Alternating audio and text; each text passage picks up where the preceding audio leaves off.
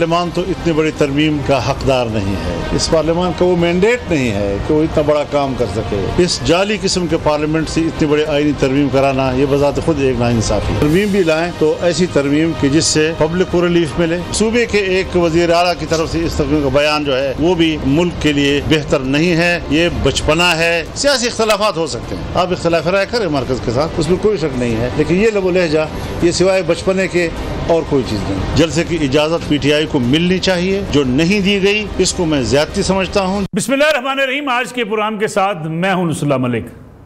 नाज़रीन, पाकिस्तान की सियासी तारीख में सियासी जमातों पर पाबंदी लगती रही, जलसे जुलूस रोके जाते रहे, कारकुनों को जेल भेजा जाता रहा, लोगों ने कोड़े खाए, लोगों ने सख्तियां बर्दाश्त की और मुकदमात का सामना किया। कई रहनुमा जेलों में डाल दिए जाते रहे और सियासी मुखालफिन के खिलाफ मुकदमात बनाए जाते रहे। भैंस चोरी के मुकदमात भी पाकिस्तान की सियासत ने देखे और एक दूसरे को जेल भेजने के ऐलानात भी इस पाकिस्तानी कौम ने देखे। सियासी जमातों के माबैन बड़े बड़े इख्तलाफात रहे, एक दूसरे के खिलाफ तकारीर करती रही, एक दूसरे को बैन करने की कोशिश की जाती रही और सियासी जमातों ने एक दूसरे को नीचा दिखाने के लिए हर किस्म के हथकंडे भी इस्तेमाल किए। लेकिन ऐसा शायद कम ही हुआ हो कि एक सूबे का वज़ीर आला इस्लामाबाद पर लश्कर कशी की बात करे और हर रोज़ इस्लामाबाद के लिए एक नए महाजराई की बात करे, फिर इस किस्म की ज़ुबान इस्तेमाल करे। कभी कहे कि वो बारात लेकर पंजाब आना चाहता है, कभी ये कहे कि वो इस्लामाबाद पर आएगा और इनकलाब लेकर आएगा। सियासी जमातें इनकलाब की बात नहीं करती, जमहूरी रास्ते से आगे बढ़ती हैं। इनकलाब की बात करने वाले सियासी निज़ाम को नहीं मानते। अली अमीन गंडापुर जो सूबे के वज़ीर आला हैं, एक अहम ओहदे पर फायज हैं, वो कौन सा इनकलाब लाना चाहते हैं? क्या वैसा इनकलाब लाना चाहते हैं जहाँ इख्तिलाफ राय रखने वालों के खिलाफ बंदूक उठा ली जाए, जहाँ इख्तिलाफ राय रखने वालों से बातचीत न की जाए?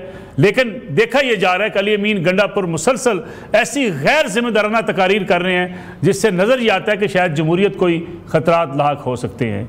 आखिर कौन समझाए पाकिस्तान तहरीक इंसाफ के इन कायदीन को जो समझते हैं पॉपुलैरिटी सब कुछ है और पॉपुलैरिटी की बुनियाद पर वो जो मर्जी कह लें। अली अमीन गंडापुर साहब ने पेशावर पहुंच के जो बयान दिया, जरा सुनिएगा कि वो किस हद तक मुल्क की सियासत को जमहूरियत से उतार के किसी और तरफ ले जाने की बात कर रहे हैं। मैं बाकायदा तौर पे आज इनकलाब का ऐलान कर रहा हूँ, क्योंकि इनकलाब के अलावा इस वक्त हमारे पास कोई और हल नहीं है। इस मुल्क के अंदर आप पर ये गोलियां बरसा रहे हैं। आज हमारे 2 कारकुनों को गोलियां मारी गई। अगर कोई गोली बरसाएगा उस पे गोली बरसाई जाएगी। तुम एक गोली चलाओगे, हम 10 चलाएंगे। तुम एक टीयर गैस मारोगे, हम 10 मारेंगे। तुम एक लाठी मारोगे, हम 10 मारेंगे। पख्तूनख्वा के लोगों सुन लो, तमाम कबाइल के लोग हमारी पार्टी में हैं। तमाम कबाइल अपने जिरगे करो और ये फैसला करो कि आज कोई और है तो कल तुम भी हो सकते हो। सब मुत्तहिद लोग इकट्ठे हो जाओ। इसके बाद हम अगर जाएंगे और कोई ये समझता है ये पंजाब हमारा है, और कोई ये समझता है पंजाब की हवा हमारे साथ है, कोई ये समझता है कि वो हमें मारेगा, तो फिर मरने के लिए तैयार रहे। हुकूमत की रिट यही होती है कि अगर वो जलसे जुलूस पर पाबंदी आयद कर दे तो सबको उसका एहतराम करना पड़ता है। बेशक उस पर एतराज़ किया जाए, बेशक कहा जाए कि यह गैर जमहूरी रवैया है, लेकिन अगर हुकूमत किसी जलसे की इजाज़त ना दे तो उन सियासी जमातों को अपने कदम रोकने पड़ते हैं। यही पूरी दुनिया के अंदर होता है। कभी ऐसा नहीं होता कि किसी सियासी जमात को किसी जलसे से रोक दिया जाए, वो बंदूक उठाने की बात करे, वो पुलिस पर लाठियां बरसाए, वो कहे इस्लामाबाद में क्रेन्स लेकर आऊँगा और मैं गाड़ियाँ लेकर आऊँगा और उठा के सारी चीज़ें ज़मीन पर मारूंगा और इस्लामाबाद हर हाल में दाखिल होंगे। इस किस्म की सियासत मुल्क को किस तरफ लेकर जा रही है? क्या अली अमीन गंडापुर साहब को इस बात का एहसास है कि जिस सूबे में वो वज़ीर आला है वहाँ यही बात की जाती थी, डायलॉग नहीं होगा, वहाँ यही बात की जाती थी, जमहूरियत नहीं होगी, वहाँ यही बात की जाती थी, आइन को नहीं मानते, कानून को नहीं मानते, हुकूमती रिट को नहीं मानते, फिर उस सूबे ने जो कुछ भुगता है वो आपके सामने है। इसमें भी बात करेंगे। आज के प्रोग्राम के अंदर मेरे साथ मौजूद है पाकिस्तान तहरीक इंसाफ के सीनियर रहनुमा शौकत बसर साहब। शौकत बसर साहब, आपका बहुत शुक्रिया। उनके साथ तशरीफ रखते हैं कादर खान मंदोखेल साहब, पाकिस्तान पीपल्स पार्टी के सीनियर रहनुमा हैं। उज़मा कारदार साहबा लाहौर स्टूडियो में पाकिस्तान मुस्लिम लीग नवाज की सीनियर रहनुमा हमारे साथ मौजूद हैं। शौकत बसर साहब, प्रोग्राम का आगाज़ में आपसे करना चाहूँगा, अगरचे आपके एतराज़ात भी दुरुस्त हैं, आपका एहतजाज भी दुरुस्त है कि आपको जलसे की इजाज़त नहीं मिलती, आपको रोका जाता है, लेकिन ये किस मुल्क के अंदर होता है कि एक सूबे का मुंतखब वज़ीर आला ये कहे जो सरकारी वसाइल उसको दिए गए हैं, जो बंदूकें उसको दी गई हैं, जो पुलिस फोर्स उसको दी गई है, वो आपके और मेरे टैक्स पैसों से दी गई है, वो बंदूकें चलाने की बात करें रियासती इदारों के ऊपर? मल साहब, पहली बात तो ये है कि मुझे पाकिस्तान के मीडिया से भी हमदर्दी है, आप लोगों से भी हमदर्दी है कि कल पिंडी में एहतजाज हो रहा था जहाँ पर शेलिंग हुई, डायरेक्ट फायरिंग हुई, 80 साल की रोशनारा बेगम दहशत गर्द डिक्लेयर हुई, मस्जिदों के अंदर लोगों अपनी जानें बचा रहे थे, लेकिन डायरेक्ट उनके ऊपर फायरिंग और आपने देखा कि शेलिंग हो रही थी, लेकिन आप लोगों को इजाज़त नहीं थी कि मीडिया जो है ये चीज़ें नहीं दिखाएगा। बिल्कुल आपने दुरुस्त कहा कि जिस मुल्क में जमहूरियत होती है, क्योंकि हमारे मुल्क में जमहूरियत कहने को तो है, लेकिन इमरान खान साहब कहते हैं इस वक्त मार्शल्ला प्लस है। ऐसा तो हमने कभी मार्शल्ला के अदवार में भी नहीं देखा था कि इस तरह का जुल्म, जबर, फिस्तायत कि आप इस बुनियाद पर कि आपने एक्सटेंशन लेके देनी है कुछ लोगों को, तो आप हमारी बसर साहब बड़ी माजरत के साथ, बसर साहब बड़ी मैं ऐसे नहीं, मलक साहब नहीं, मलक साहब नहीं, मलक साहब मैं आपको नहीं बोलने दूंगा, मलक साहब मैं प्रोग्राम से चला जाता हूं, मैं प्रोग्राम से चला जाता हूं, ये नहीं, no no no no no no no no no, आपने इंट्रो दिया, मुझे बात करने दीजिए, मुझे नो, मैं आपको नहीं बोलने दूंगा, नहीं बोलने दूंगा, अगर आपने मुझे, मैं नहीं बोलने दूंगा ना, आप मुझे बात मुकम्मल कर दीजिए। Thank you very much, thank you Malak साहब। खत्म करूंगा, बात खत्म करूंगा तो आप सवाल नहीं करूंगा,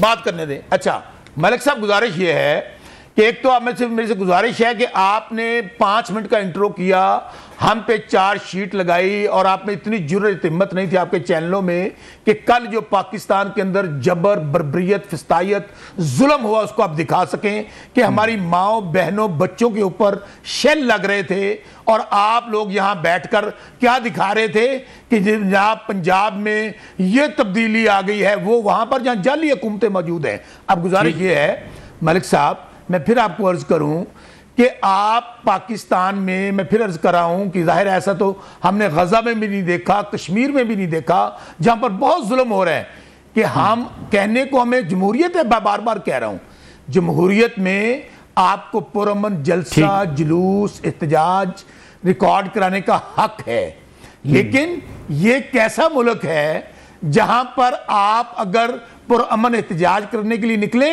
तो पता ये चले, जो अभी आपने कहा कि रियासत, बंदूकें रियासत को कौन देता है?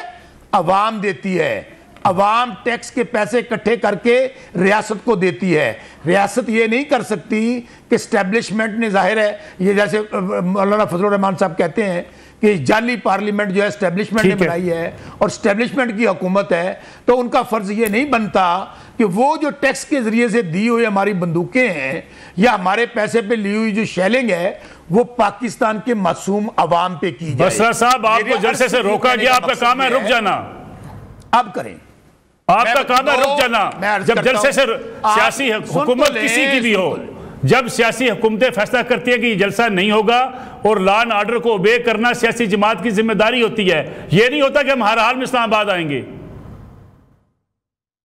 मलिक साहब, मैं अर्ज करता हूं, इसके बावजूद कि हमारे ऊपर जो जुल्म फिस्तायत कल हुई, ये ना मार्शल्ला ज़ियाउल्ला के दौर में हुई, हम कभी ये नहीं होता था कि माओ, बहनों, बेटियों को उनके कल दुपट्टे छीने गए, उनके दुपट्टे फाड़े गए।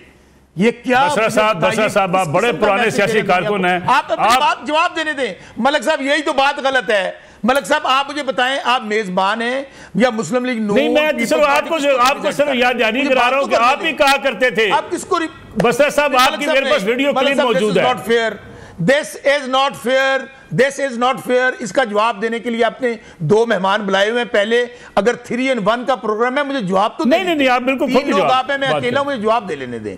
अच्छा, मैं गुजारिश ये कर रहा हूं आपको कि मेरा अर्थ ये, आप कहते हैं कि जब हुकूमत, पहली बात कौन सी हुकूमत, कौन सी फॉर्म 47 की हुकूमत, ये 17 सीटों वाली हुकूमत, ये वज़ीर आज़म, हारी हुई मैडम चीफ मिनिस्टर। मुझे बात मुकम्मल करने दें मलिक साहब। अच्छा, यहां पर जमाते इस्लामी पूरा 1 हफ्ता इसी जगह इस्लामाबाद आके बैठी रही, यहां पर आकर तहरीके लब्बैक बैठी रही, मीनारे पाकिस्तान और मौलाना फजलुर रहमान साहब बैठे रहे। इमरान खान जो पाकिस्तान है, इमरान खान जो 95% पाकिस्तान को रिप्रेजेंट करता है, 8 फरवरी को कौम ने इसका जवाब दिया। आगे बढ़े। हम लोग थे मलिक साहब, ये हम लोग थे कि हमने कारकुनान को रोका। मैंने अपने कारकुनान से गालियां खाई। रात दोबारा फिर 9 मई करने का प्रोग्राम था हमारे ऊपर। रात मैं आपको फुटेज दे देता हूं, अभी ले लीजिए, आप तो नहीं दिखाएंगे। रात ठीक ये फुटेज देख लें, टाइम था 8:30 बजे का। मैंने लोगों के आगे हाथ जोड़े, मिन्नत की कि पार्टी लीडरशिप का पैगाम। एक मिनट जरा, 1 मिनट ये देखिए,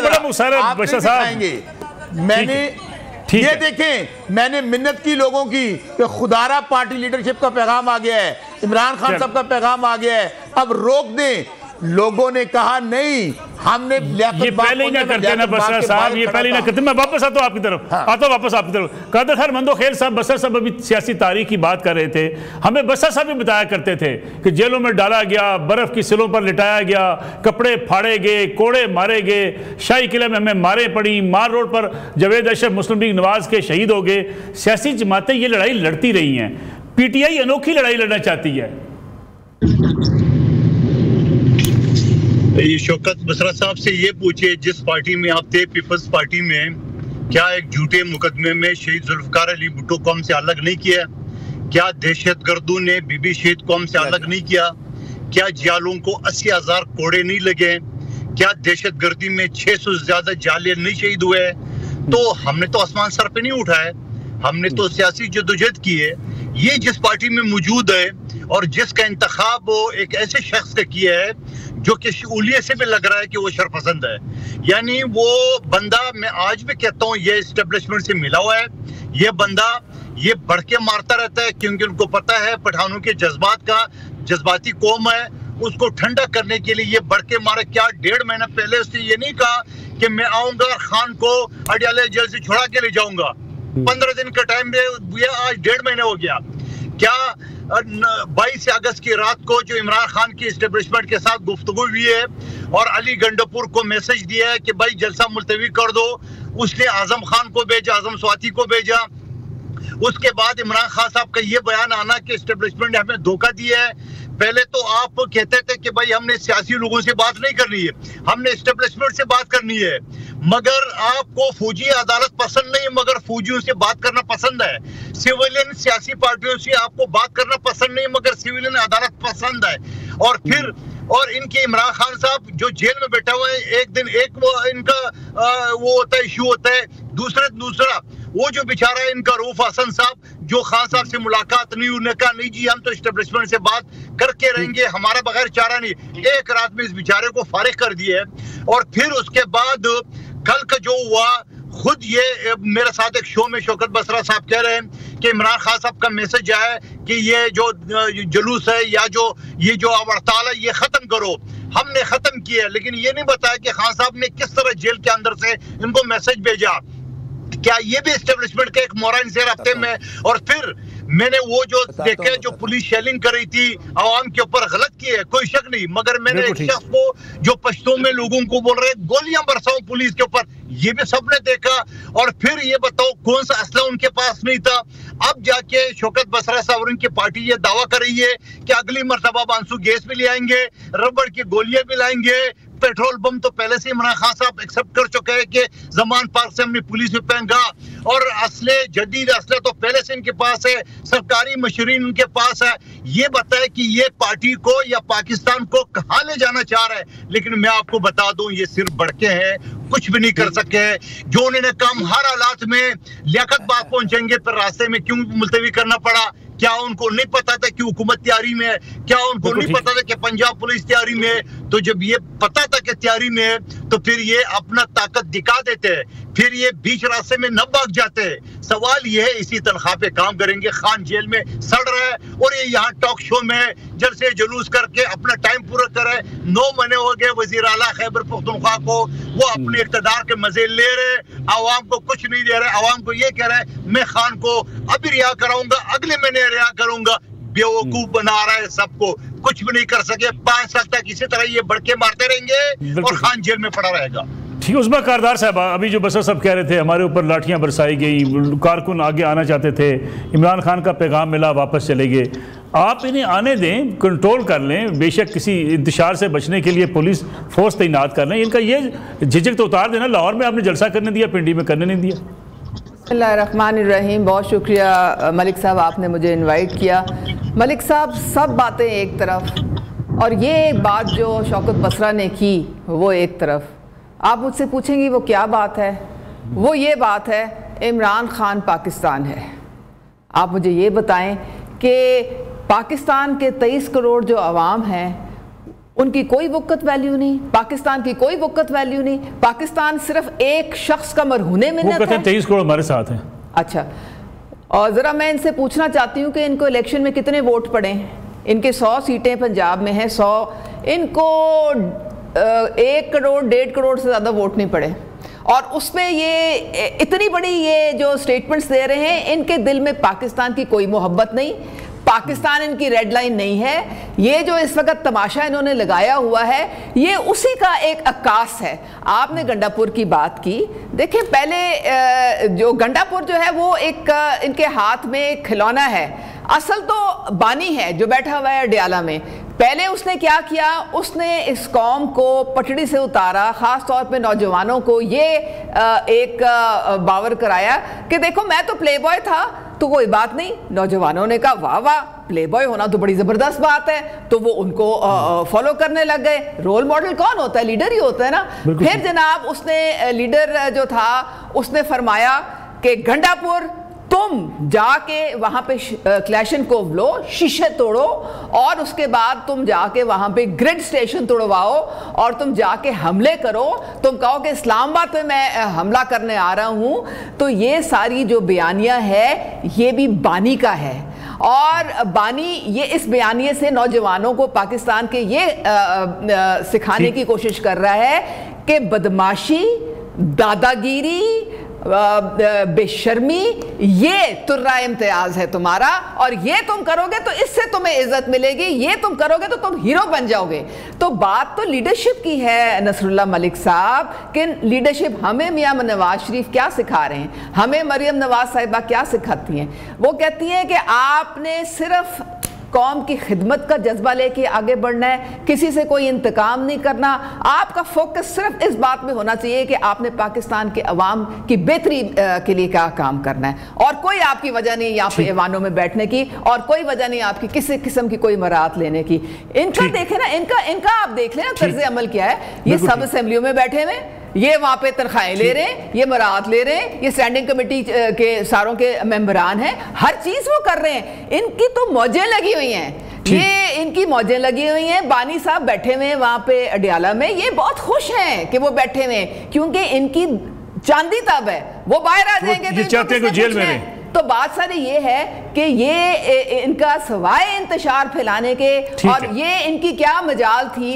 अब इन्होंने अपनी इन्हीं बेइज्जती करा ली है ना लाहौर में, एक बंदा नहीं इनके लिए निकला, तो ठीक है अपनी खुशी ये पूरे कर लेते, लेकिन एहतजाज का कह के आप एक दूसरे सूबे में आए और उसकी जो तरक्की का अमल है उसमें रखने डालें। यहाँ पे मरियम नवाज साहिबा दिन रात लगी हुई हैं, सुबह से लेकर रात तक वो मेहनत कर रही हैं, अवाम की खिदमत कर रही हैं। रोज वो कोई पब्लिक इंटरेस्ट का कोई आप देखते हैं कि वो कोई प्रोजेक्ट जो है वो इनिशिएट करती हैं। इनको ये समझ नहीं आ रही, गंडापुर ने लावारिस छोड़ दिया है, वो तो जलसा खेल रहा है, उसको परवाह क्या है केपी के लोगों की। आपने देखा 35 लोग वहां पे जमीन के तनाजे पे मर गए, वो खुरम एजेंसी में, उसको तो कोई परवाह ही नहीं है। और वहां पे जो सत्यानाश लोग दरिया पास करते हैं तो वो रस्सियों पे करते हैं, एक ब्रेक शामिल करके जान जाया हो जाती है।